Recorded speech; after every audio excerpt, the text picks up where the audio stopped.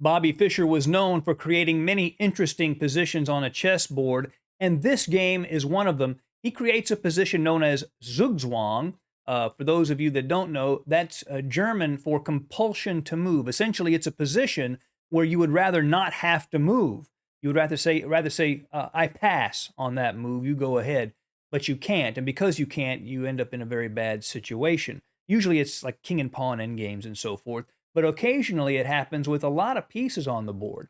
Bobby Fischer has white in this game. His opponent is Hector Rosetto, and this game was played at Mar del Plata in 1959. Fischer has white. He begins with e4. Hector Rosetto, also a grandmaster, plays c5, knight f3, e6, d4, cd4, knight d4, and a6. This is a con Sicilian. The idea is the knight at b8 can develop to d7, and black controls these light squares and makes it hard for white to generate attacking play. c4 was played by Fischer, and basically that's creating what's often known as a Maroczy bind. White wants to keep black from playing b5 or d5 and liberating their position that way. Queen to c7, knight to c3, knight f6, and now bishop to d3 was played. Fischer thought the better move he should have played was a3, so that black can't play bishop to b4, pinning that c3 knight and then removing the defender of e4. But instead, Fischer plays bishop to d3, and now knight to c6, immediately putting pressure on the knight on d4. Fischer defends it with bishop to e3, and here Rosetto could have played a strong move, knight to e5, attacking the c4 pawn twice, and hitting the bishop at d3. And after, say, rook to c1, after knight fg4, black will pretty much guaranteed get the two bishops and is doing very well in that position. But instead of knight to e5, Rosetto takes on d4, bishop takes d4, and now offers the exchange of another pair of minor pieces. Black has less space, so he would like to trade minor pieces. That's the thought behind what he is doing. Bishop to c2 allows the queen to defend that bishop on d4, and now d6. And we can see if this bishop were to come off the board, d6 could become a target later in the game. Castles, bishop to d7, and now knight to a4, aiming at that c5 bishop. If white were allowed to take it, then he would get the bishop pair for free. So black doesn't want to allow that and takes on d4 instead. Queen d4, and we can see what white would like to do is play one of these rooks over, pile up on the d6 pawn, and then just take it. But those d-pawns and these hedgehog-type structures are surprisingly resilient. They're hard to capture. There's a lot of ways to defend them. And here black plays rook to d8, indirectly defending the pawn. The bishop's in the way now, but he could just move the bishop out of the way. Rook f to d1, aiming at that pawn. Castles, and now rook a to c1. You can see the rook is online with the queen. There's a bishop and pawn in the way, but there's potential tactics down the c-file, and black has to be aware of that.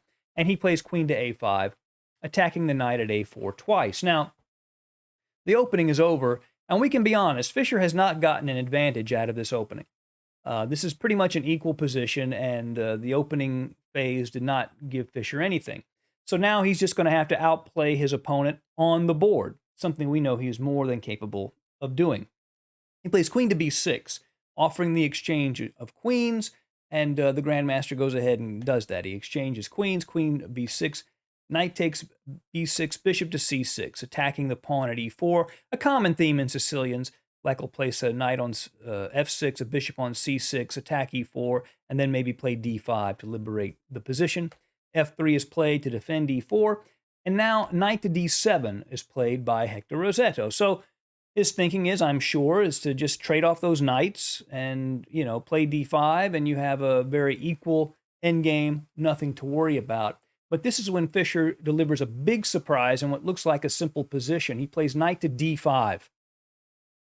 So listen, doesn't that just lose a knight? Well, no, because if the pawn takes the knight, then he would retake with his e-pawn, and now the bishop on c6 is trapped, and now there's a weakness on d6, so that would just be good for white.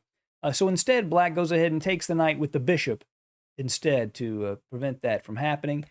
ed5, and now e5. And we can see our structure here, very common in Sicilians, where white, Fischer, has this queenside pawn majority. It's highlighted in red. and Rossetto has a kingside pawn majority here highlighted in blue. And both sides want to advance their majority and create a passed pawn and push it down the board. Fischer plays b4 immediately, trying to prepare this c5 push, which he can't do yet. And he wants to do it before black plays a5, stopping that move. So b4, g6, preparing the f5 move. Now bishop to a4. One idea here is to actually take the knight with the bishop so that white could then play c5 without the knight controlling that c5 square. b6 is played, again, to stop the c5 push. But now rook to d3. And there's a very sneaky trick here that I have lines drawn on the board, but Rossetto missed it. And that's the idea that this d3 rook would actually go to a3 and target the a6 pawn. And he misses the idea. And Grandmaster Rossetto continues with his plan of f5. Just doing what he was doing, advancing his kingside majority, but now rook to a3, and a6 is in some trouble.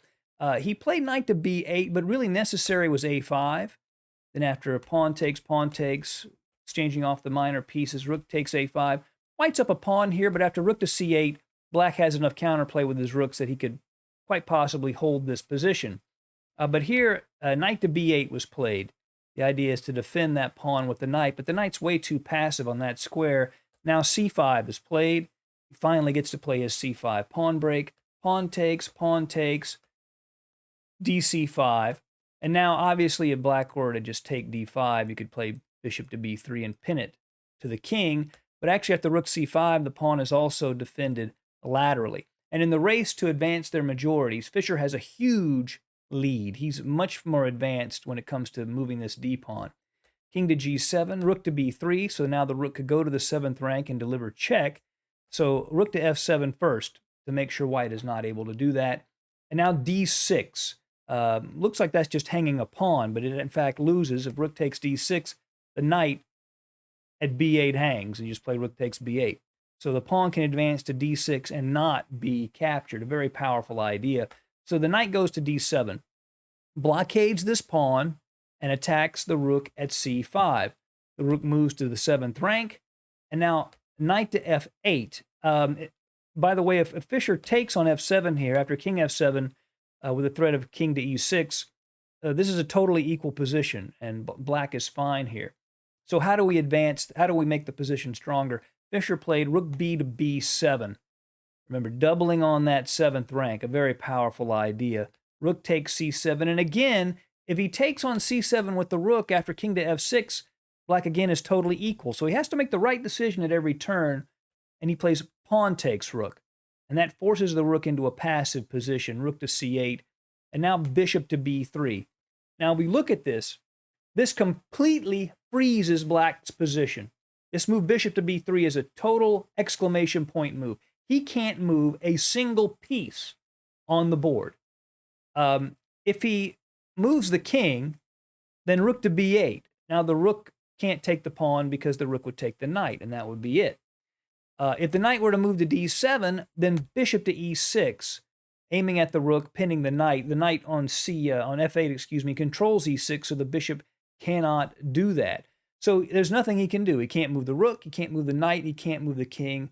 And with this many pieces on the board, he is in total zugzwang.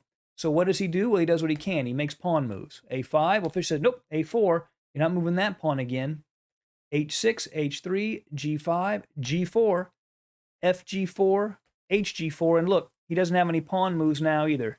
If he advances the pawns, they will just be captured.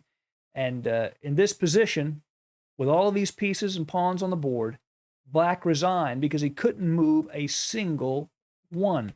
Knight to d7, bishop e6, as we saw. Knight to g6, bishop e6. It just doesn't matter. And a king to f6, rook to b8. Total lockdown. A brilliant zugzwang from Bobby Fischer. Hope you enjoyed the game. See you again soon. Bye.